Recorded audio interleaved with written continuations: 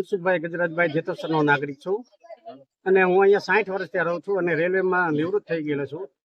મારા સમયની અંદર અહીંયા 9 ડિપાર્ટમેન્ટ હતા. 9 ડિપાર્ટમેન્ટની અંદર કેરેજ ખાતા ડિપાર્ટની અંદર 240 હતા, લોકો લોબીની અંદર 360 હતા, આઈડબ્લ્યુ ની અંદર 160 હતા, પીડબ્લ્યુ અંદર 110 હતા. આ બધા ડિપાર્ટમેન્ટો ઓફિસરોની તાનાશાહીના હિસાબે આજે આ બધાને દૂર કરી દેવામાં આવ્યા છે.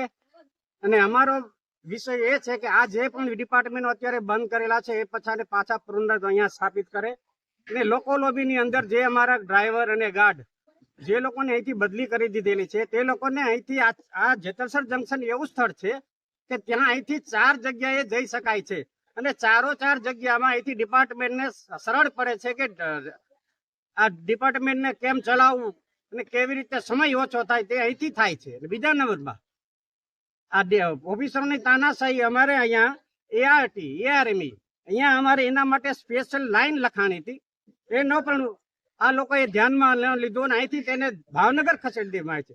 અને એક્સિડન્ટની અંદર સુવર્ણ એક કહેવાય છે કે જ્યારે એક્સિડન્ટ થાય ત્યારે 1 કલાક ને 20 મિનિટની અંદર જે પણ સ્થળે આ મેડિકલ સ્ટોર જે કે માનવને તનહાનિ કાંઈક નુકસાની થયું તેના માટે અલગ હોય છે, રેલને એક્સિડન્ટ થયું તેના માટે અલગ હોય છે. તો જે તે સમયે જલ્દીથી ઉપડી શકે તો અહીંથી વહેલી તકે અહીંથી પહોંચી શકે છે.